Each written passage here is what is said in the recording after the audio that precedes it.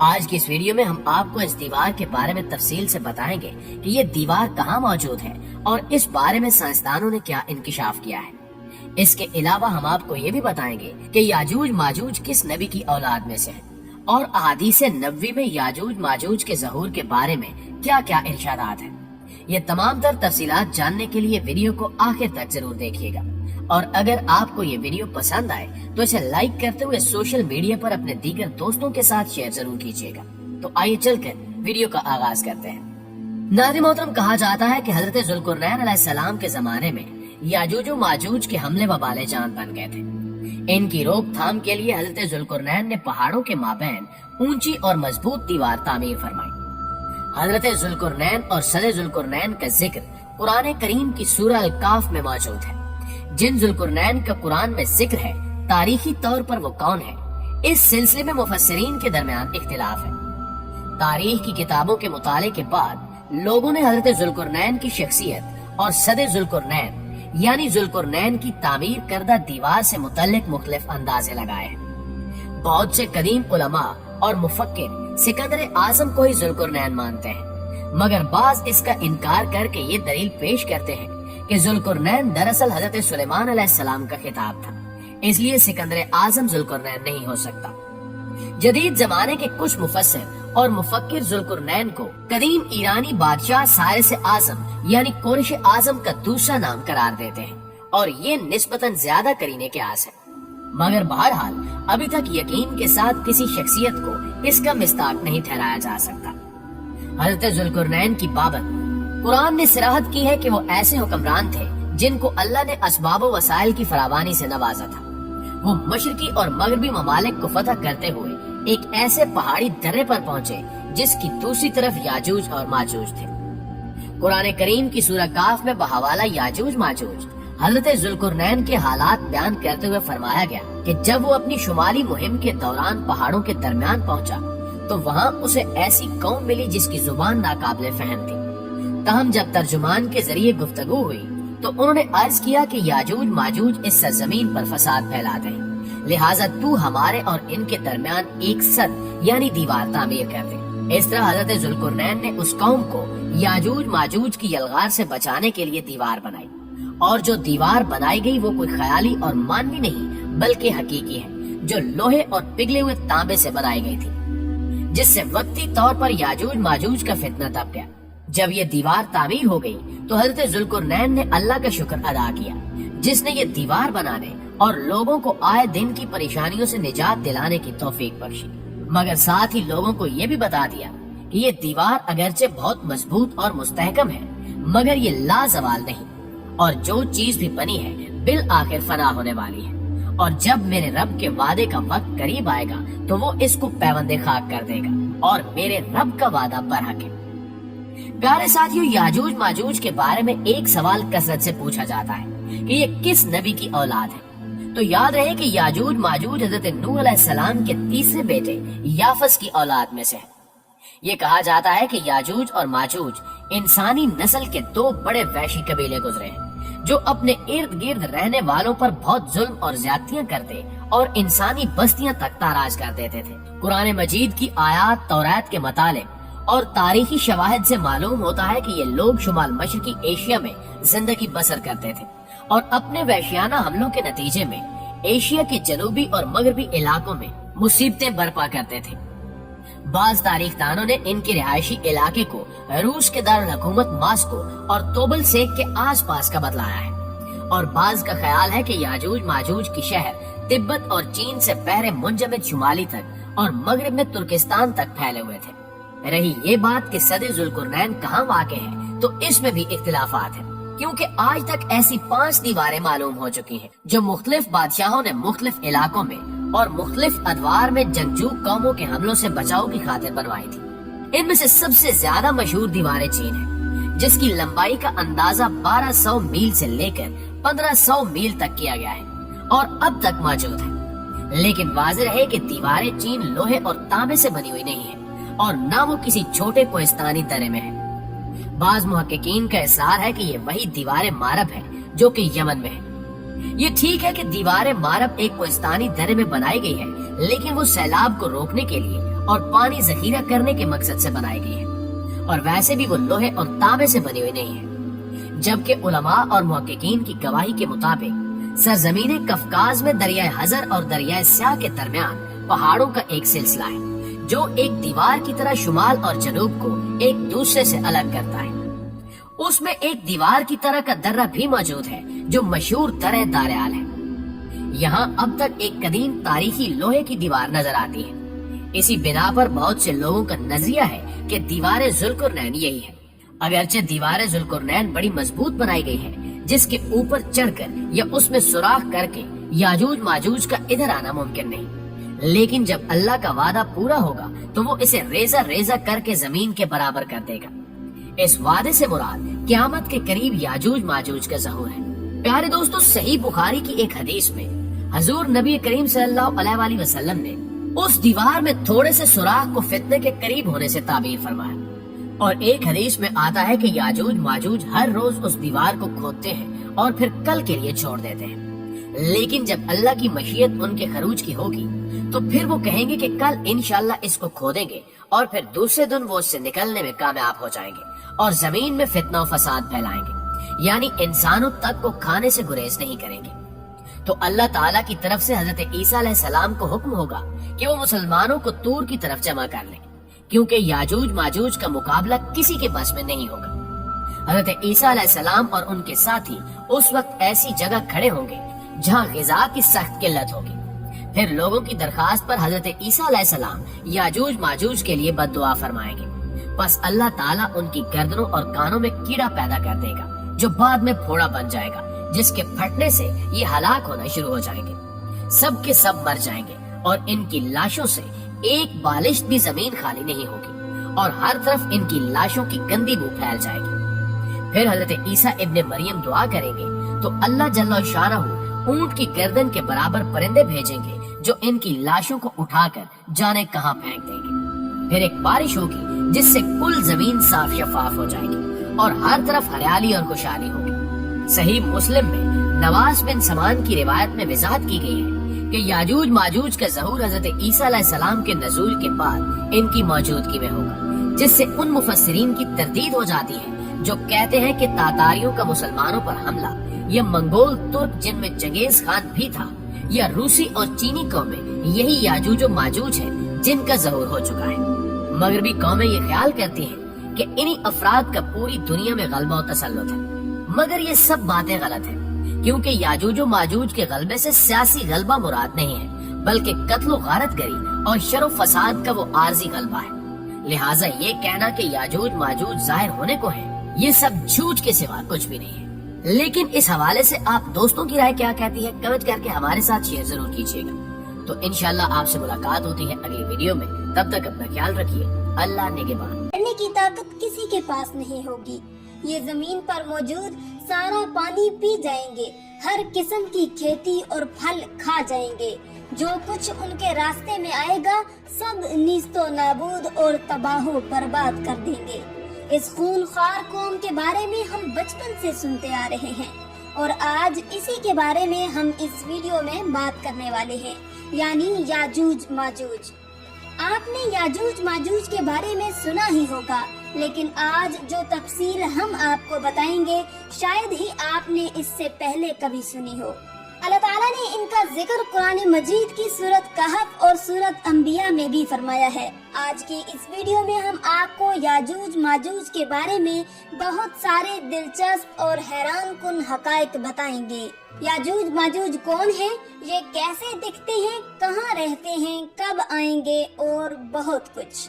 नाज़रीन, दुनिया में कुल 4 बादशाह ऐसे गुजरे हैं जिन्होंने अपने वक्त में पूरी दुनिया पर हुकूमत की है। पूरी दुनिया पर उनकी हुकूमत थी, जिनमें से 2 मुसलमान थे और 2 गैर मुस्लिम थे। काफिरों में नमरूद और बख्त नसर, जबकि मुसलमानों में हजरत सुलेमान अलैहिस्सलाम और दूसरे जुल्करनैन थे। जुल्करनैन का नाम सिकंदर है। ये हजरत साम बिन नूह अलैहिस्सलाम की औलाद में से थे और एक बुढ़िया के इकलौते बेटे थे और हजरत खिज़र अलैहिस्सलाम के खालाजाद भाई थे। आपने हजरत इब्राहिम खलीलुल्लाह के हाथ पर इस्लाम कबूल किया और कई साल उनकी सोहबत में रहे। याद रहे ये नबी तो नहीं है, लेकिन हाँ एक नेक इंसान थे जिन्हें अल्लाह ताला ने अपनी वलायत अता फरमाई थी। कुरान मजीद की सूरत कहफ में हजरत जुल्करनैन रज़ी अल्लाह ताला अन्हो के 3 सफरों का हाल बयान किया है। 3 जबरदस्त सफर उन्होंने किए और उन 3 सफरों के हाल हम आपको आज बताने वाले हैं, जो बहुत ही अजीब और हैरान कुन है। पहले सफर की कहानी ये है कि साम बिन नूह अलैहिस्सलाम की औलाद में से एक शख्स आबे हयात के चश्मे से पानी पी लेगा तो उसको मौत न आएगी। तो हजरत जुल्करनैन ने उसी तलाश में मगरब की तरफ सफर शुरू किया और आपके साथ हजरत खिज़र अलैहिस्सलाम भी थे। हजरत खिज़र तो आबे हयात के उस चश्मे तक पहुंच गए और उसका पानी भी पी लिया, मगर हजरत जुल्करनैन के मुकद्दर में वो नहीं था और आपको आबे हयात न मिल सका। हजरत जुल्करनैन का सफर जारी था और आप चलते चलते ऐसे मुकाम पर पहुंच गए, क्योंकि वेस्ट में ही सूरज गुरूब होता है, वो बिल्कुल दुनिया के आखिरी कोने में आ गए और सूरज गुरूब होने के वक्त आपको ऐसा मंजर नजर आता जैसे एक सियाह चश्मे में सूरज डूब रहा है।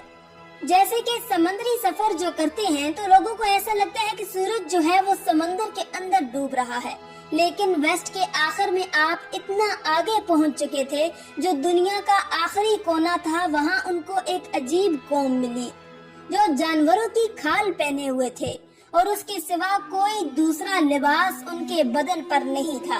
वो दरियाई मुर्दा जानवर खाते थे, इसके अलावा कोई ग़िज़ा नहीं थी उनकी। वो कौम नासिक कहलाती थी। हजरत जुल्करनैन ने उनको दीन की दावत दी, इस्लाम की दावत दी। कुछ लोग तो ईमान लाए, लेकिन कुछ लोगों ने आपके साथ जंग भी की और वो आखिरकार बेबस हो गए।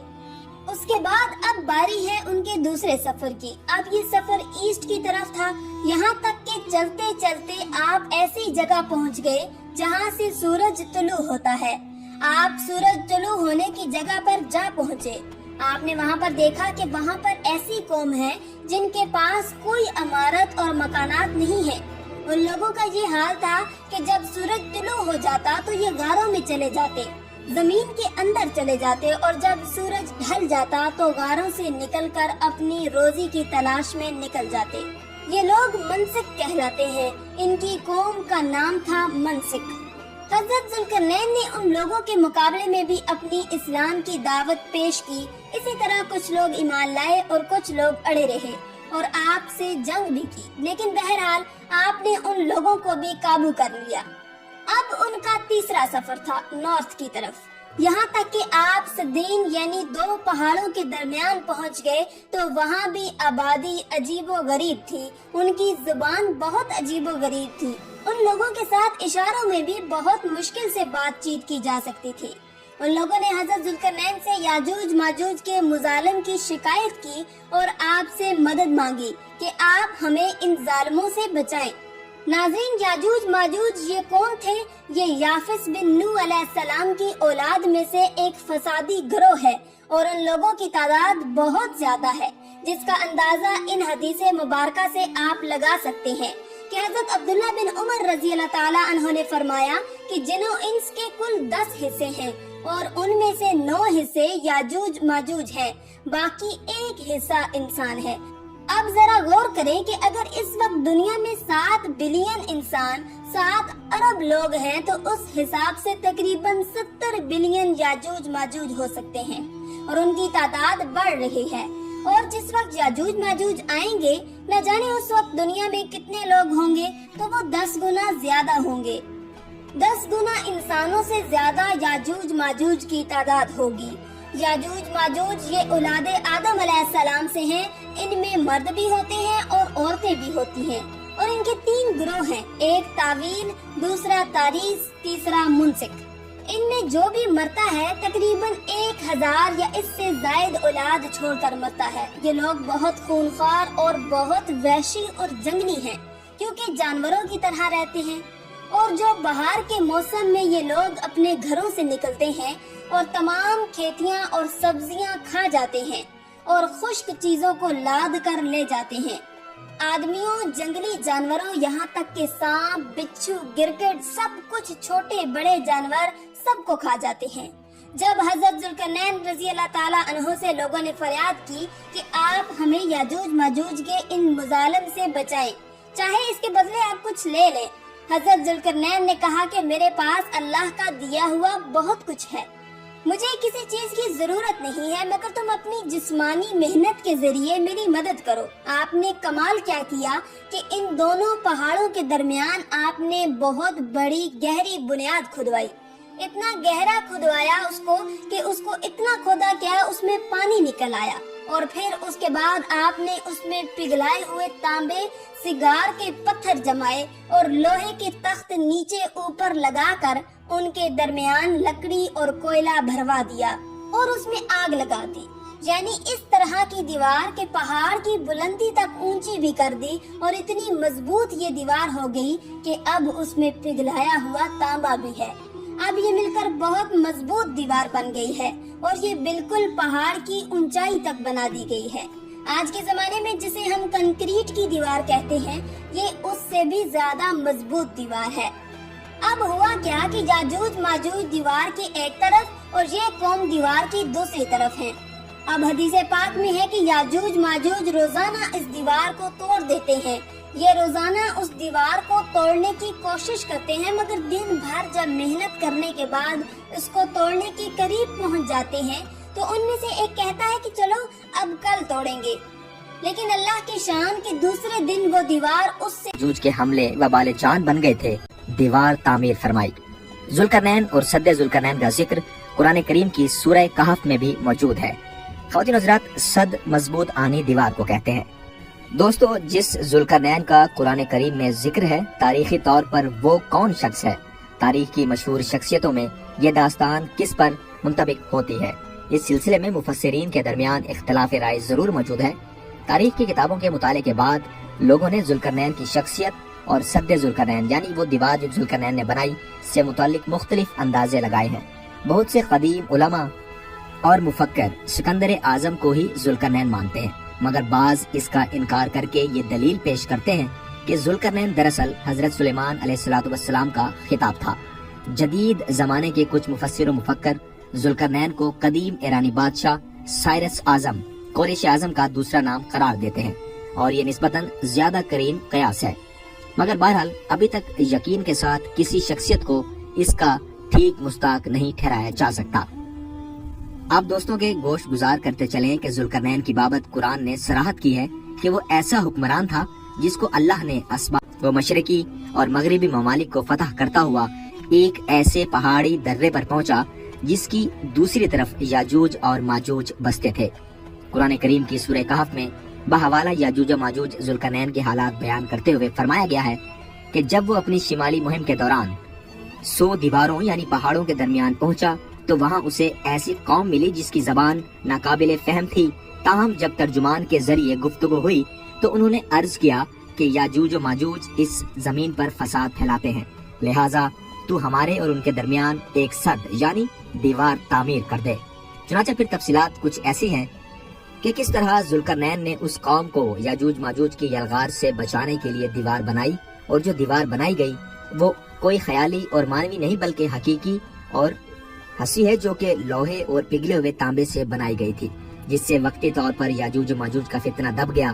جب یہ دیوار تعمیر ہو گئی تو ذوالقرنین نے اللہ کا شکر ادا کیا جس نے یہ دیوار بنانے اور لوگوں کو آئے دن کی پریشانیوں سے نجات دلانے کی توفیق بخشی، مگر ساتھ ہی لوگوں کو یہ بھی بتا دیا کہ یہ دیوار اگرچہ بہت مضبوط اور مستحکم ہے مگر یہ لازوال نہیں، جو چیز بھی بنی ہے بالآخر فنا ہونے والی ہے، اور جب میرے رب کے وعدے کا وقت قریب آئے گا تو وہ اس کو پیوند خاک کر دے گا، اور میرے رب کا وعدہ برحق ہے۔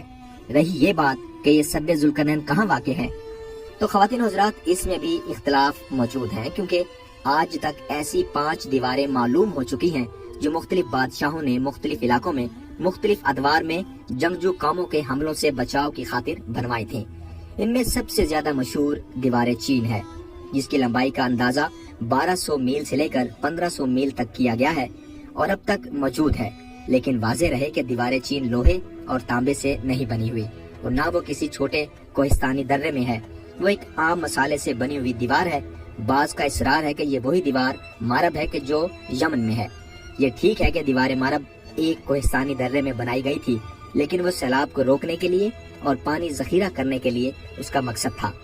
لیکن دلچسپ بات یہ کہ وہ لوہے اور تانبے سے بنی ہوئی نہیں، جبکہ علماء اور محققین کی گواہی کے مطابق سرزمین قفقاز میں دریائے خزر اور دریائے سیاہ کے درمیان پہاڑوں کا ایک سلسلہ ہے جو ایک دیوار کی طرح شمال اور جنوب کو ایک دوسرے سے علیحدہ کرتا ہے۔ اس میں ایک دیوار کی طرح کا درہ بھی موجود ہے جو مشہور درہ داریال ہے۔ یہاں اب تک ایک قدیم تاریخی لوہے کی دیوار نظر آتی ہے۔ اسی بنا پر بہت سے لوگوں کا نظریہ یہ ہے کہ یہ دیوار ذوالقرنین یہی ہوگی، اگرچہ سد ذوالقرنین بڑی مضبوط بنائی گئی تھی جس کے اوپر چڑھ کر یا اس میں سوراخ کر کے یاجوج ماجوج کا ادھر آنا ممکن نہیں تھا، لیکن جب اللہ کا وعدہ پورا ہوگا تو اسے ریزہ ریزہ کر کے زمین کے برابر کر دے گا۔ اس وعدے سے مراد قیامت کے قریب یاجوج ماجوج کا ظہور ہے۔ خواتین و حضرات، صحیح بخاری کی ایک حدیث میں حضور اکرم نبی رحمت صلی اللہ علیہ وآلہ وسلم نے اس دیوار میں تھوڑے سے سوراخ کو فتنے کے قریب ہونے سے تعبیر فرمایا تھا۔ ایک اور حدیث میں آتا ہے کہ یاجوج و ماجوج ہر روز اس دیوار کو کھودتے ہیں اور پھر کل کے لیے چھوڑ دیتے ہیں، لیکن جب اللہ کی مشیت ان کے خروج کی ہوگی تو پھر وہ کہیں گے کہ کل انشاءاللہ اس کو کھودیں گے، اور پھر دوسرے دن وہ اس سے نکلنے میں کامیاب بھی ہو جائیں گے اور زمین میں فساد پھیلائیں گے۔ فساد اتنا کہ انسانوں کو بھی کھانے سے گریز نہیں کریں گے۔ اللہ تعالیٰ کی طرف سے حضرت عیسیٰ علیہ السلام کا حکم ہوگا کہ وہ مسلمانوں کو طور کی طرف جمع کر لے، کیونکہ یاجوج و ماجوج کا حملہ یا مقابلہ کسی کے بس میں نہ ہوگا۔ خواتین و حضرات، واضح کر دیں کہ یہ قیامت کی بڑی نشانیوں میں سے اور آخری نشانیوں میں سے ایک ہے۔ حضرت عیسیٰ علیہ السلام اور ان کے ساتھی اس وقت ایسی جگہ کھڑے ہوں گے جہاں غذا کی سخت قلت ہوگی۔ پھر لوگوں کی درخواست پر حضرت عیسیٰ یاجوج ماجوج کے لیے بد دعا فرمائیں گے، پس اللہ تعالیٰ ان کی گردنوں اور کانوں میں کیڑا پیدا کر دے گا جو بعد میں پھوڑا بن جائے گا، جس کے پھٹنے سے یہ ہلاک ہونا شروع ہو جائیں گے اور یہ سب مر جائیں گے۔ ان کی لاشوں سے ایک بالش زمین بھی خالی نہ ہوگی اور ہر طرف ان کی لاشوں کی گندگی اور بو پھیل جائے گی۔ پھر حضرت عیسیٰ ابن مریم دعا فرمائیں گے تو اللہ جل شانہ اونٹ کی گردن کے برابر پرندے بھیجیں گے جو ان کی لاشوں کو اٹھا کر جانے کہاں پھینک دیں گے۔